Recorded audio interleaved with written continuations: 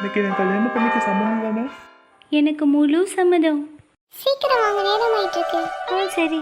இன்னில இது நீங்க கணவன் மனைவி ஆகிட்டீங்க. ஏங்க இந்த வீடை பார்த்தீங்களா, ரொம்ப வித்தியாசமா இருக்கு. எனக்கு என்னவோ இங்கே வந்ததுலேருந்து ரொம்ப பயமா இருக்குங்க. கொஞ்ச நாள் மட்டும் கொஞ்சம் அட்ஜஸ்ட் பண்ணிக்கோமா. எனக்கு ஒரு நல்ல வேலை கிடைச்சதும் நம்ம மெயின் சிட்டிக்கு போயிடலாம். வேலைக்கு தான் அப்ளை பண்ணியிருக்கேன்னு சீக்கிரம் கிடைச்சிரும். சரி சரிங்க. சரி உள்ள வா, வீடு எப்படி இருக்குன்னு பார்க்கலாம். நான் தான்மா, ஏன் இப்போ பயப்படுற? எனக்கு என்னவோ ரொம்ப வருஷமா இந்த வீட்டில் யாருமே இருந்திருக்க மாட்டாங்கன்னு தோணுது.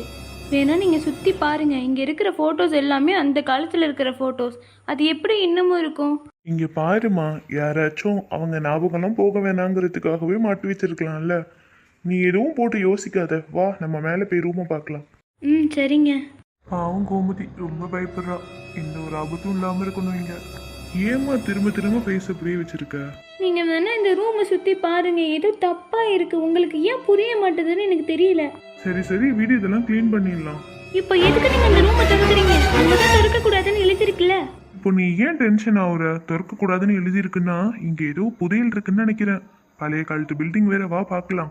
வேணாங்க, ரிஸ்க் எடுக்காதீங்க, எனக்கு பயமா இருக்கு. வாங்க நம்ம முதல்ல இங்க இருந்து போலாம். இரு கோமதி. என்னங்க அங்க பாருங்க, ஏதோ ஒரு உருவம் நிக்குது. கோமதி அது பேயி. நான் மட்டும் என்ன கரடி, நான் சொன்னேன் வாங்க இந்த இடத்த விட்டு போலாம். என்ன கோமதி திடீர்னு இந்த இடம் இருட்டாயிருச்சு?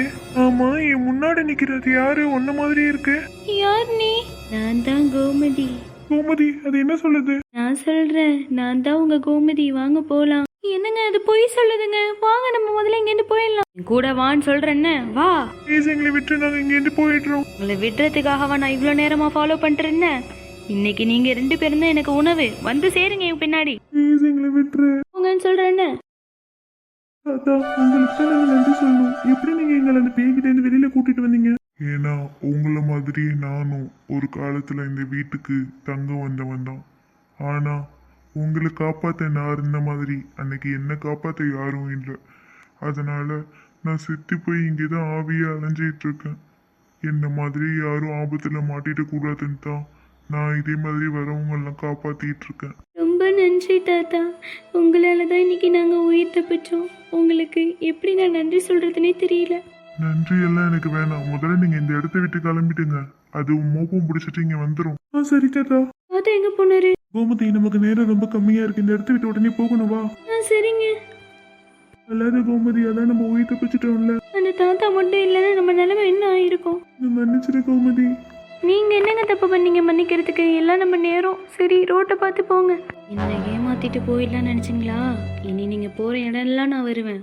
இந்த பஷ்மிகாவை ஏமாத்துறது நடக்காத காரியம்.